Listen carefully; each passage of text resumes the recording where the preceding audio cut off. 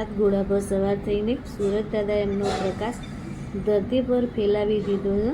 સુરત સવારે ઉગે ને રાતે આથમી જાય, એમનું એ રોજનું રૂટીન જ છે કે સવારે ઉગવું ને રાતે આથમી જવું. એવી જ રીતે આપણે પણ આજનું કામ આજે જ કરી દેવું, કાલ ઉપર છોડવું નહીં તો આજનું કામ કાલે ને કાલનું કામ પરમ દિવસે જો કરતા રહીએ તો કામનો બોજ વધી જશે. એના કરતાં રોજે રોજનું જે કામ હોય એ કરી દેવું. તો હવે આપણે આવી ગયા હતા રસોડામાં. તો પહેલાં આપણે ચા દૂધ બનાવી દઈશું. તો ફ્રીજમાંથી થોડી વાર દૂધને બધું બહાર કાઢીને રાખીને તો રૂમ ટેમ્પરેચર ઉપર આવી જાય. તો જો દૂધની થેલી પાણીમાં આપણે મૂકી દીધી હતી કે જેથી કરીને આપણે રૂમ ટેમ્પરેચર ઉપર દૂધ આવી જાય. અને આપણે જે તપેલીમાં મલાઈ હોય એ આપણે કાઢી લઈશું અને પછી એ તપેલીની અંદર જ આપણે ચા મૂકી દઈશું. તો હવે આપણે ચા મૂકીશું એ પહેલાં આપણે અગ્નિદેવને આપણે પહેલાં પગે લાગી દઈએ. પહેલાં તો કેવું હતું કે ચૂલા હતા, બરાબર? તો ચૂલાને ચાલુ કરીએ, આપણે અગ્નિ ચોપીએ પહેલાં આપણે પગે લાગતા હતા. અને જ્યારે આપણે રસોઈ બનાવી દઈએ ને એટલે થોડી પ્રસાદી આપણે અગ્નિદેવમય આપી દેતા હતા. પણ હવે તો ચૂલા જેવું તો રહ્યું નહીં, આપણે ગેસના જ ચૂલા થઈ ગયા છે એટલે એ તો શક્ય જ નહીં. પણ આપણે જ્યારે ગેસ ચાલુ કરીએ એટલે આપણે પગે લાગી દઈએ. તો જો આપણે ચા મૂકી દીધી હતી એક બાજુ, તો ચાની અંદર આપણે ખાંડ અને ચા અંદર નાખી દીધી હતી અને હવે આપણે એને ધીમે તાપે ઉકળવા દઈશું. ત્યાં સુધીમાં આપણું દૂધ ગરમ થઈ ગયું હતું, તે જે આપણે ભગવાન માટે નાની નાની વાડકીઓમાં લઈ લીધું હતું. અને જો ચા ઉકળી ગઈ હતી ને એટલે આપણે આદુને આપણે બરાબર વાટી અને પછી ચાની અંદર નાખી દઈશું. આપણે જો વાટેલું આદું હોય ને તો એનો ટેસ્ટ બહુ મસ્ત આવે છે. અત્યાર સુધી હું એ છીણીને જ નાખતી હતી, પણ પછી એક દિવસ વળી વાટીને નાખ્યું તો એનો ટેસ્ટ અલગ જ આવ્યો. અને જેનાથી કેવું હતું કે ચા એ બહુ પાતળી નહીં થઈ જતી. જો તમે વાટીને નાખ્યું હોય ને તો એ આદુનો ટેસ્ટ બહુ જ મસ્ત આવે છે. એટલે હવે વાટીને જ નાખું છું. અને જો આપણી ચા થઈ ગઈ હતી ને તો થર્મોસમાં આપણે ગળી લીધી અને આપણા માટે આપણે રકાબીમાં થોડી ચા ગળી લીધી હતી. તો ચા અને દૂધ બે ભેગું કરીને આપણે પીએ છીએ.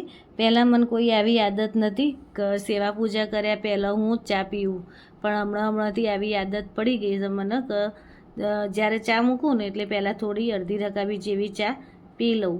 નહીં કહેતો કે ખોટી આદત પડતા વાર થતી નહીં, એટલે મને ખોટી આદત તો પડી જ ગઈ છે.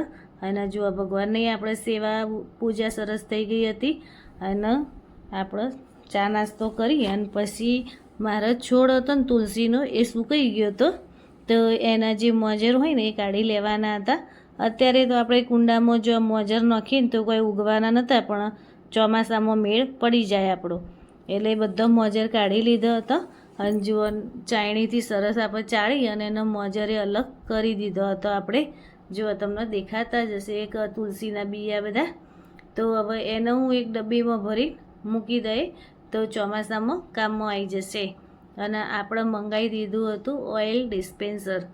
2-3 દિવસથી પાર્સલ તો આવી ગયું હતું, પણ એને ઓપન કર્યું નહોતું.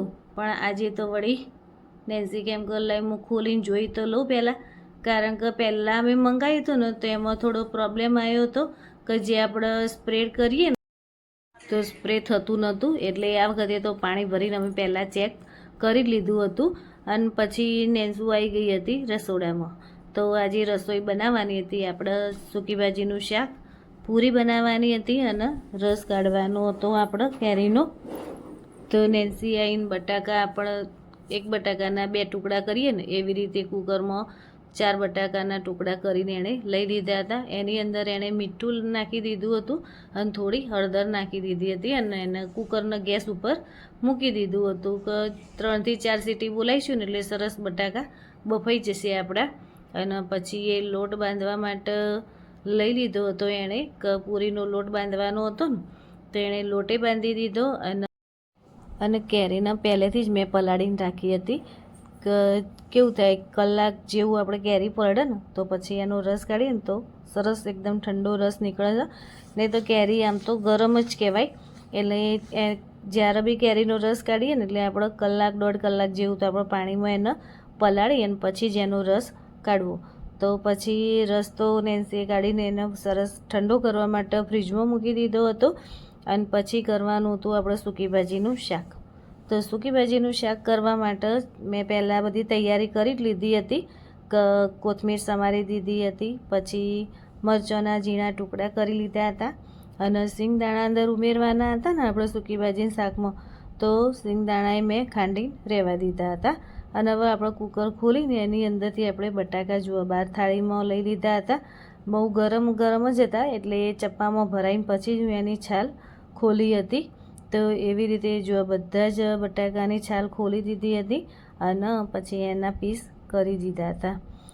સૂકી ભાજીનું શાક હોય ને એ નાના મોટા બધાને જ ભાવે અને અમારા ઘરમાં તો અમને ત્રણને સૂકી ભાજીનું શાક બહુ જ ભાવે છે અને એટલું મસ્ત અને ટેસ્ટી બને છે.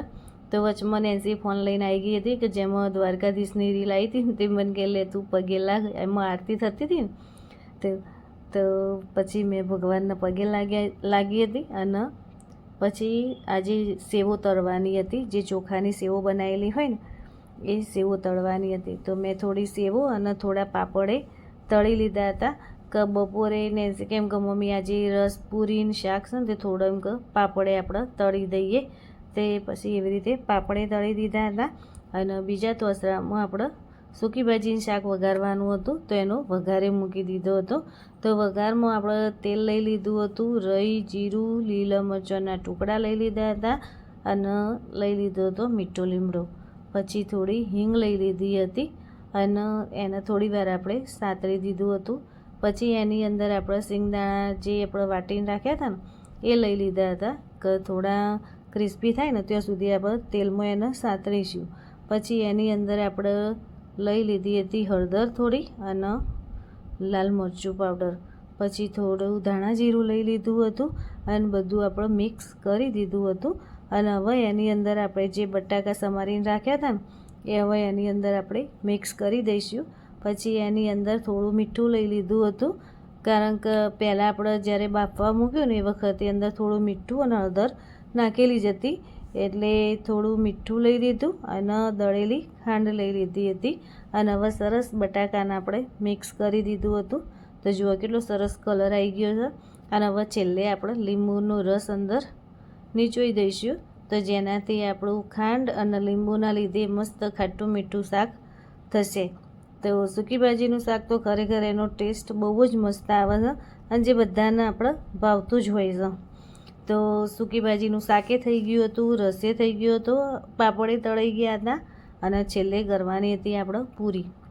તો પૂરી કે આવી રીતે મોટી રોટલી વણી નેન્સી કે મમ્મી બધી આપણે એક જ સરખી કરીએ. આપણે ગુલ્લા કરીને તો આપણે કરતા જ હોઈએ છીએ પણ કેવું વાડકીથી આપણે બીબું પાડીને કરીએ ને તો બધી એક જ સરખી પૂરીઓ તૈયાર થાય. તો કેમ કે ચલ ને કેમ કે આપણે એવી રીતે જ કરીએ. તો મેં કીધું સારું. તો પછી કેમ કે હું તને વણીને આપું છું તું તળી દેજે. તો એણે બધી પૂરીઓ મને વણીને આપી દીધી હતી અને વારાફરતી પછી મેં બધી જ પૂરીઓને તળી લીધી હતી. તો એક જ સરખી પૂરી હોય ને તો જોઈને બી ખાવાનું મન થાય અને સરસ બી લાગે. તો જો આપણો ભગવાનના થાળે ધરાવી દીધો હતો અને આપણી એ ડીશ તૈયાર કરી દીધી હતી. જમવા માટે આપણી ડીશ તૈયાર હતી. તો આવી જાઓ બધા જમવા માટે. તો જો આ કબૂતર એક વાગે ઊભું હતું તે મેં કીધું આણે આજે રામદેવ બાબાના યોગ ચાલુ કર્યા લાગે. અને પછી હું ગઈ હતી નીચે કબૂતરોના ચકલોના પાણી રેડવા માટે. તો સામે ખેતરમાં બહુ જ બધા મોર કબૂતર એટલા બધા આવેલા હતા ને તો મેં કીધું ચલો હેરો આજે તો એ લોકોનું હું શૂટિંગ તો આ સાથે હું મારો વિડીયો અહીંયા જ પૂરો કરું છું.